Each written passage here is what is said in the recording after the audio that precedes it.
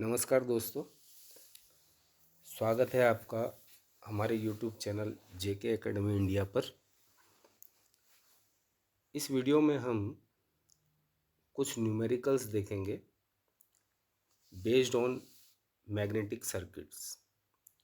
पिछले दो वीडियो में हमने अलग अलग प्रकार की मैग्नेटिक सर्किट्स को देखा, जिसमें सीरीज़ और पैरेलल सर्किट्स को देखा था। उसी के आधार पर कुछ न्यूमेरिकल्स को यहाँ पे हम देखते हैं। तो ये एक आयरन कोर रिंग है और इस आयरन कोर रिंग में एक आई एम्पियर करंट फ्लो हो रहा है।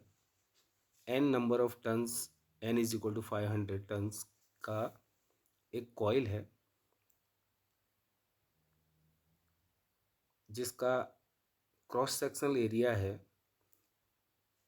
A is equal to π/4 D square. इस कॉइल में जो ये करंट आई फ्लो होता है, उसकी वजह से इस पूरे पाथ में ये एक फ्लक्स रोटेट होगा और इस पाथ की लेंथ यहाँ पे दी हुई है l i is equal to 30 centimetre. इस मैग्नेटिक मटेरियल की रिलेटिव परमिएबिलिटी भी दी हुई है 4000। और ये जो है, ये एक गैप है जहाँ पे आयरन कोर नहीं है और इस गैप की लेंथ है एल जी।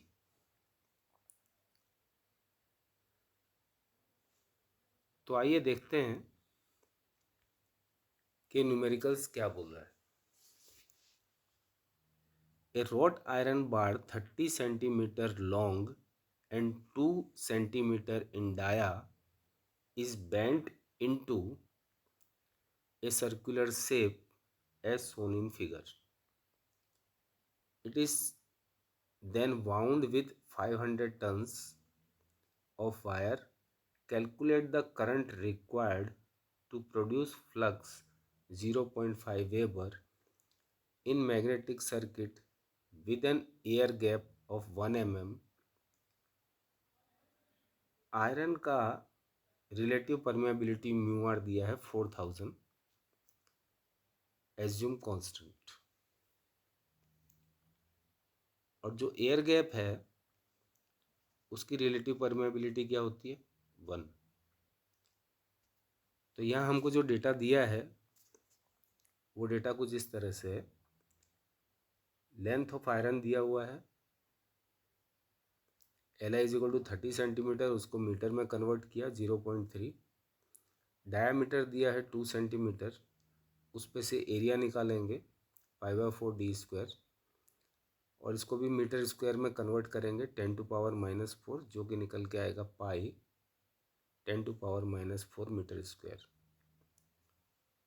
फ्लक्स भी दिया हुआ है 0.5 मिली वेबर, तो इसको वेबर में कन्वर्ट करेंगे 10⁻⁻3 and n number of turns 500। अब इसमें जो आयरन कोर है उसकी लेंथ दी है 30 सेंटीमीटर और जो एयर गैप है उसकी लेंथ दी है 1 mm एल जी। तो यहाँ जो रिलक्टेंस है मैग्नेटिक सर्किट का रिलक्टेंस, वो हो जाएगा l i upon mu zero mu r, और जो एयर गैप है उसका रिलक्टेंस हो जाएगा l g upon mu zero, क्योंकि एयर की परमेबिलिटी 1 होती है। जब हम इसको सारी क्वांटिटीज़ को इसमें रखेंगे, n is equal to number of turns दिया हुआ है, तो आई मिलेगा हमको, और ये आई मिलेगा सारी वैल्यू रखने के बाद 4.433 एम्पियर। यहाँ जो नोटिस करने वाली बात है वो ये है कि इतना पार्ट, ये वाला, ये आयरन कोर से रिलेटेड था, और ये जो एक्स्ट्रा पार्ट है ये एयर गैप की वजह से है। तो इसमें जो एक करंट आई जो फ्लो होगा, ये आयरन कोर के लिए भी फ्लो होगा as well as air gap के लिए भी एक्स्ट्रा फ्लो होगा सर्किट में। यदि ये एयर गैप नहीं होती तो ये वैल्यू 4 से कम होती। आई होप ये आपको समझ में आ गया होगा। अब एक और न्यूमेरिकल लेते हैं जो इसी नेचर का है।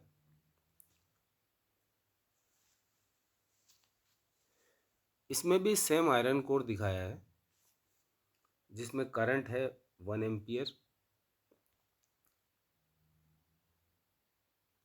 और length of air gap 1 mm, length of iron core path 1 metre, iron core की relative permeability 500,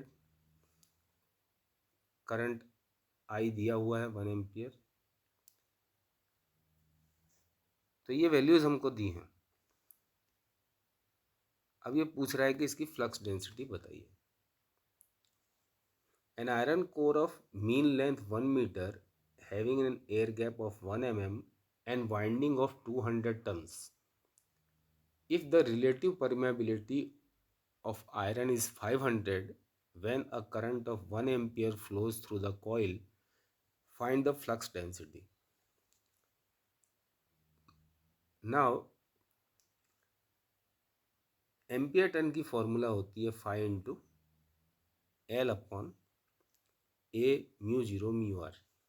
this is the reluctance.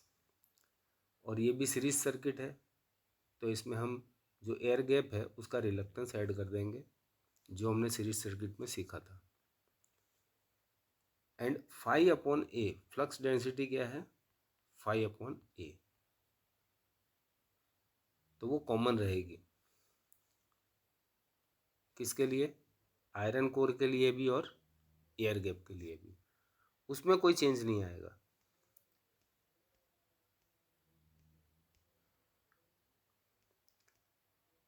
Now ये सारी वैल्यू पुटअप करने के बाद n is equal to 200 tons, I is equal to 1 ampere and mu r is equal to 500, length of air gap 1 mm, उसको metre में convert करेंगे 0.001, iron core में length of air gap minus कर देंगे तो वो हो जाएगा 0.999 मीटर। और ये सारी वैल्यू यहाँ पुटअप करेंगे तो हमको फ्लक्स डेंसिटी जो मिलेगी वो मिलेगी 0.08 वेबर पर मीटर स्क्वायर। अब यहाँ जो समझने लायक बात है वो ये है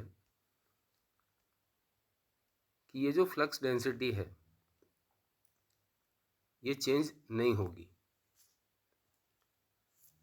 लेकिन नंबर ऑफ एम्पियर टन पे इफेक्ट आता है किसका, एयर गैप का। टन्स फिक्स हैं तो करंट बढ़ेगा जो हमने प्रीवियस एग्जांपल में देखा था। तो इसी तरह से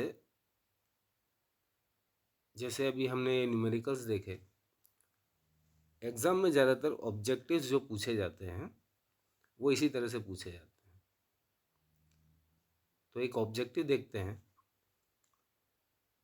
इस ऑब्जेक्टिव में बताया है कि if a socket is made in the iron core of a single phase transformer as shown in the given figure with secondary terminals open, it will result in, क्या होगा।